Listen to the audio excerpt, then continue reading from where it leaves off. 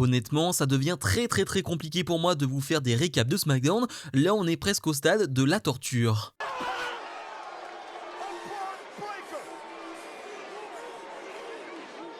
Salut à toutes et à tous, on se retrouve aujourd'hui pour mon récap de SmackDown du 8 mai 2026. Comme d'habitude, pour me soutenir, n'hésitez pas à mettre un maximum de pouces vers le haut, j'en demande minimum 300 pour ce récap de SmackDown. Et ce SmackDown du côté de Jacksonville va s'ouvrir avec Jacob Fatu qui va parler quelques temps avant que les Usos l'interrompent. C'était correct comme promo. Alors encore une fois, si vous n'êtes pas intéressé par cette histoire, c'est pas cette promo là qui va changer votre avis sur cette rivalité entre Roman Reigns et Jacob Fatu, mais au moins on a essayé 2-3 petites choses. La chose que je retiendrai surtout, c'est que les Usos, bien sûr, vont être derrière Roman Reigns, vont dire à Fatu que s'il perd demain, qu'est-ce qu'il va se passer? Et c'est vrai que c'est une vraie question, et même nous en tant que fans, que va-t-il se passer pour Jacob Fatu s'il perd ce soir face à Roman Reigns? Que va-t-il se passer? Où va-t-il se retrouver? Ça, c'est une vraie question qui est intéressante, et justement, ils lui disent qu'il va l'humilier devant sa famille et dès demain, mais Jacob Fatu va avoir une réponse intéressante pour le coup, il va dire que ça n'arrivera pas, et qu'il promet, s'il perd à cause des Usos demain, l'arbre généalogique de cette famille. Donc ça c'est intéressant de voir un Jacob Fatu qui menace les Usos, qui les menace de ne pas intervenir, parce que c'est ça la crainte, c'est que les Usos interviennent. C'est ma crainte aussi de voir un membre de la Bloodline, je ne sais pas lequel, intervenir dans ce combat, et là ça me fait peur, vu comment Jacob Fatu l'a mis en avant. Est-ce que les Usos vont intervenir? J'en suis pas sûr, mais est-ce qu'on n'aurait pas un nouveau membre de la Bloodline, parce que la WWE adore faire ça, ramener des nouveaux membres, ramener des nouvelles personnes dans la Bloodline qui vont intervenir dans ce match?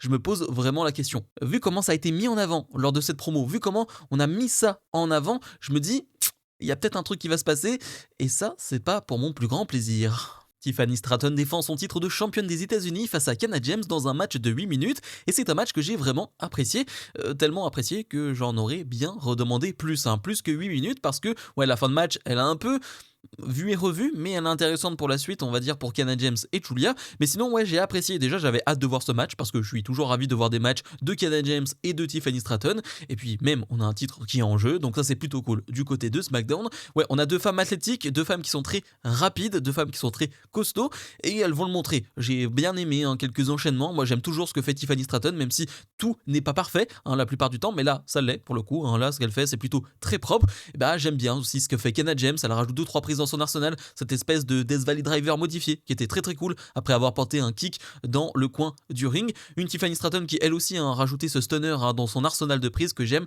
énormément, mais tout ça va se jouer avec une intervention de Julia qui va se retourner contre Kiana James, parce que lorsque Julia fait sa distraction sur l'arbitre, Kiana James est en train de faire un roll-up qui a possiblement fait 3. Du coup évidemment Kiana James est furieuse. Sur le ring, Tiffany Stratton fait la différence et va porter son magnifique Moonsault pour remporter ce combat. Après le match, on voit des tensions entre Kiana James et Julia.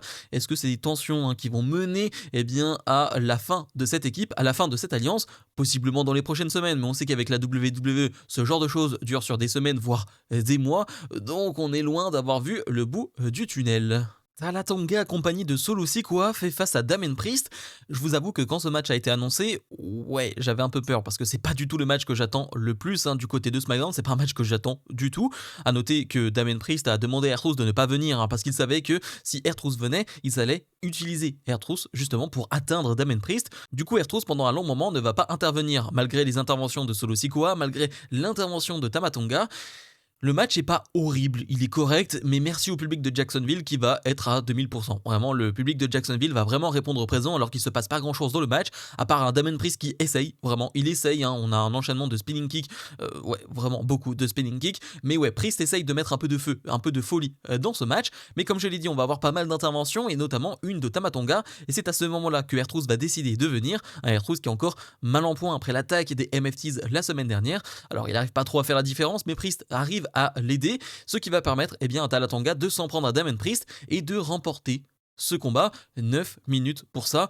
9 minutes pour des interventions, 9 minutes pour cette finalité, c'est bien trop, selon moi. Après le match, on a les MFTs qui veulent se jeter sur R-Truth, et on a Royce Keys qui va venir en aide à R-Truth. Royce Keys qui va donc se retrouver dans le vortex des MFTs, c'est pas forcément une bonne nouvelle pour lui. Alors vraiment, pas du tout. Royce Keys, moi j'aimerais bien le voir dans d'autres choses, pas forcément face à Solo Sikoa, Tama Tonga et je ne sais pas qui. Je suis un peu embêté pour lui, j'ai pas envie de voir ça. Alors que Gunther en coulisses est avec Paul Heyman et Nick Aldis est en train d'officialiser son arrivée du côté de SmackDown et de signer son contrat pour un match, eh bien Cody Rhodes va faire son entrée et justement va demander à Gunther de venir et c'est Paul Heyman qui va venir. Cody Rhodes se demande d'ailleurs pourquoi Paul Heyman est présent, il se demande si Paul Heyman représente maintenant Gunther, mais Paul Heyman eh bien, lui fait une annonce, eh bien, sur ce contrat, il y a un match officiel pour Clash in Italy, oui pas Backlash, pas je ne sais pas quoi, Clash in Italy, Cody Rhodes contre Gunther et Cody Rhodes n'a qu'à signer pour avoir ce match. On se doutait de cela, hein, c'était bien trop tôt là pour avoir ce match du côté de Backlash. On a Clash in Italy qui est quoi dans 2 semaines, quelque chose comme ça arrive très très vite, donc c'est plutôt la bonne solution. Et Cody Rhodes bien sûr hein, veut battre Gunther, mais surtout va dire à Paul Heyman, il a l'air d'être en manque d'options parce que tout le monde l'a rejeté. CM Punk, Brock Lesnar, Roman Reigns, personne ne veut de lui. Et Paul Heyman va dire cette phrase, c'est pas vraiment moi qui en manque d'options.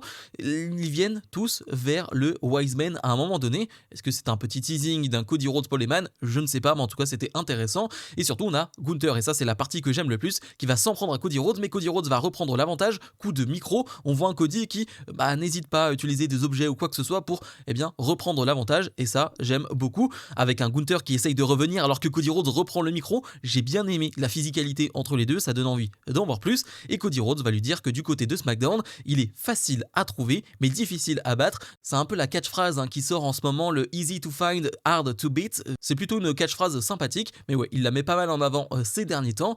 Mais ouais, c'était pas mal. On confirme donc que Gunther est du côté de SmackDown, on aura ce match du côté de Clash in Italy, et j'espère que la semaine prochaine, on aura une vraie promo entre les deux qui pourrait être très très cool. Ricky Sainz fait face à Matt Cardona dans un combat de 8 minutes. Un poil déçu par le match, je m'attendais à un peu mieux. J'ai trouvé correct, mais sans plus. J'ai rien à retenir de ce combat.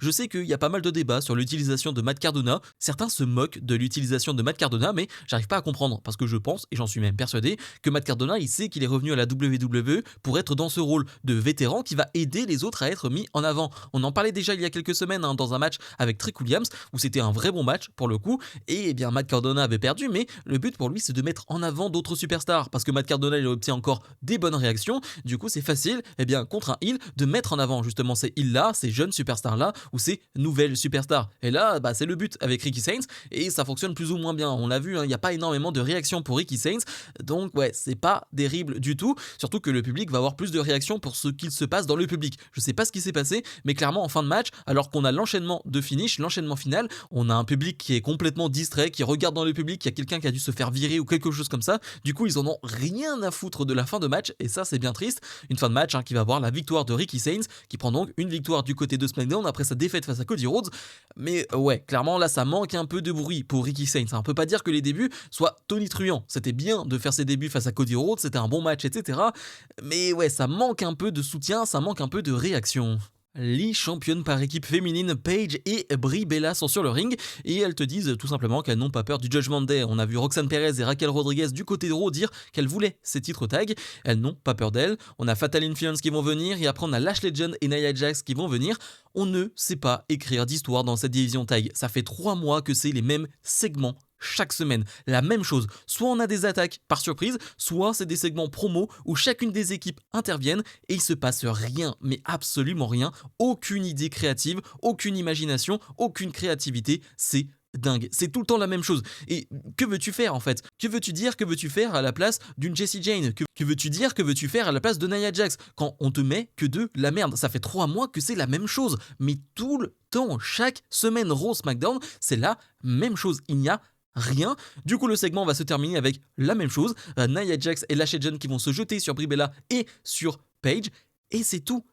Il n'y a que ça. Fatal Influence, elles vont rester sur le ring pour leur match qui va suivre, mais c'est tout le temps la même chose. À noter encore une fois que Nia Jax, en portant sa droite, fait saigner Paige. Et oui, Paige a été ouverte au niveau du crâne, elle l'a montré sur ses réseaux sociaux. Mais bon, on me dit que Nia Jax est très safe, que ça arrive à tout le monde, mais bizarrement, ça arrive souvent avec Nia Jax. Voilà.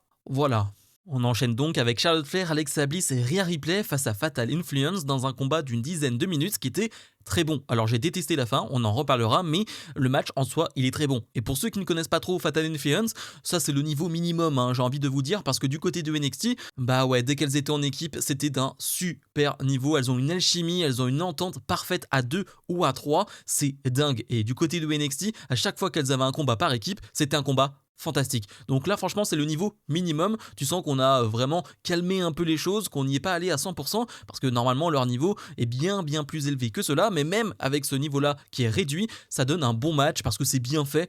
Très rapidement, on a un hot tag de Rhea Ripley qui fonctionne très bien, avec une espèce de swanton à l'extérieur du ring, puis Rhea Ripley dominé. On a le hot tag qui est très cool de Charlotte Flair, elle aussi. Puis de l'autre côté, ça enchaîne les tags, hein, du côté de Jessie Jane, Lenny Reed et Fallon Henley. C'est ça aussi leur force, hein, c'est qu'elles arrivent à faire des tags très rapidement. Ça va très vite de leur côté, tout est très fluide. Et on a le dernier hot tag avec Alexa Bliss. Il y a un enchaînement de contre Jessie Jane, Alexa Bliss à la fin qui est vraiment très cool, alors que Jessie Jane essaye de porter son finish. Et alors qu'elle allait faire le tag avec Rhea Ripley, Rhea Ripley va être attaquée par Jade Cargill. Et oui, Jade Cargill qu'on n'avait pas vu depuis sa défaite face à Rhea Ripley du côté de WrestleMania, revient et s'en prend à Rhea Ripley. On est reparti là-dessus. Ça va permettre à Jessie Jane de remporter ce combat. Et après le match, Jade Cargill et son clan, et oui, elle est toujours avec Michin, toujours avec Bifab, va s'en prendre à Charlotte Flair, Rhea Ripley et Alexa Bliss. On n'en a pas terminé avec cette histoire. Moi qui pensais que c'était fini après WrestleMania, eh bien non. Alors est-ce qu'on aura Rhea Ripley face à Jade Cargill du côté de Clash in Italy? C'est possible maintenant. Tant mieux que ça se fasse vite, qu'on enchaîne très vite, qu'on passe vite à autre chose. Leur match à Mania était bon, hein, c'est pas ce que je dis, mais j'avais vraiment envie de tourner la page. Et là j'ai l'impression qu'on va retourner dans la même chose. Et puis les segments qu'on a eu entre les deux chaque semaine, c'était nul. Donc là, juste avant Clash in Italy, on va avoir d'autres segments entre les deux avec ces clans-là. Ça va pas être bon. Alors qu'on nous a teasé Charlotte Flair face à Rhea Ripley, on a même teasé un peu de Rhea Ripley Lash Legend, Rhea Ripley Jessie Jane, et bien on se retrouve avec Jade Cargill encore. Ouais, je sais pas ce que vous en pensez, mais moi je suis pas hypé à mort. Royce Keys fait face à Tama Tonga. J'avais prévu de vous faire une vraie analyse du match, en vous disant que c'était pas dingue du tout, un match de 10 minutes, etc.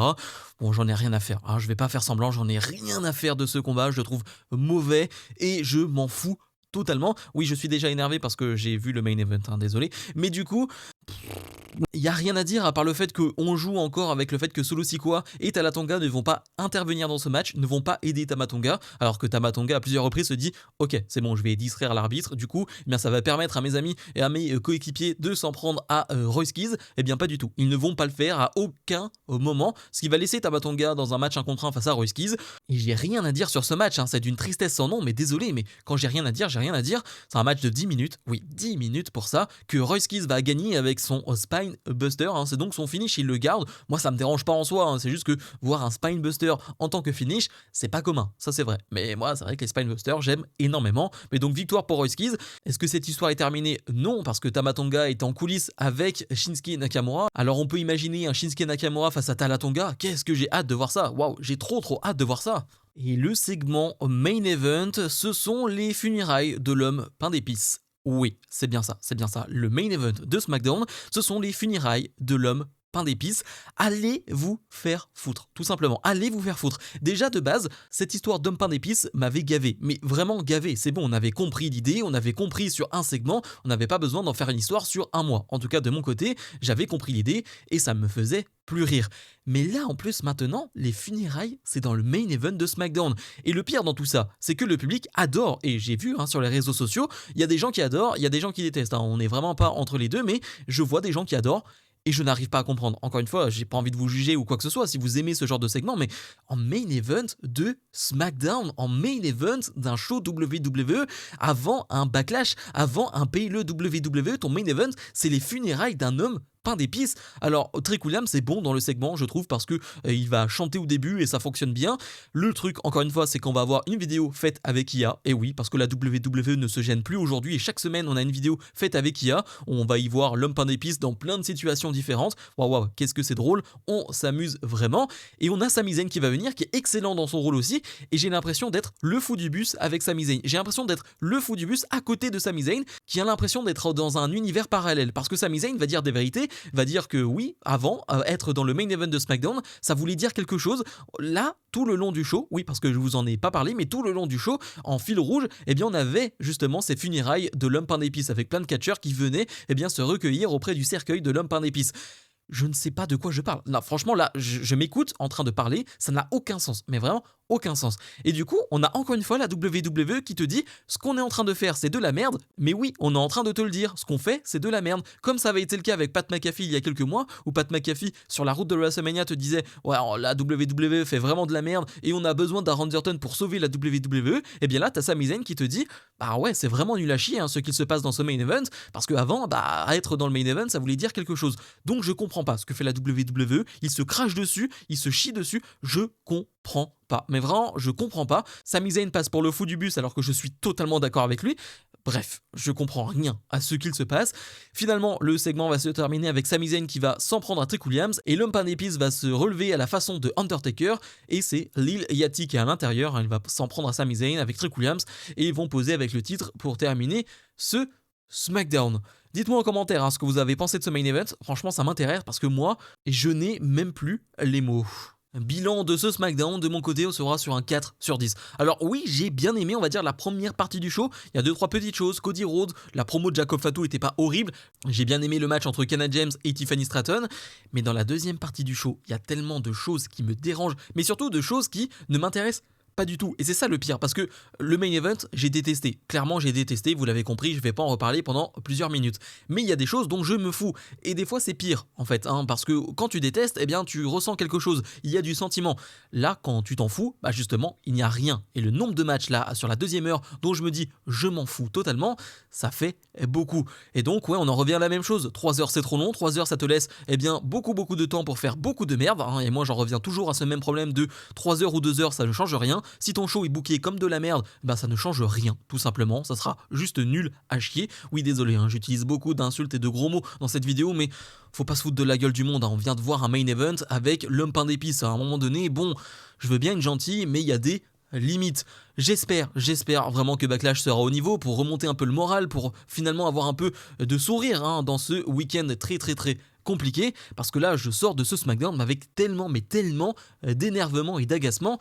Ouais, va falloir que Backlash réponde présent. Bref, comme d'habitude, je vous invite à mettre un maximum de pouces vers le haut, à vous abonner, et nous on se retrouve donc dès demain pour mon récap de Backlash 2026.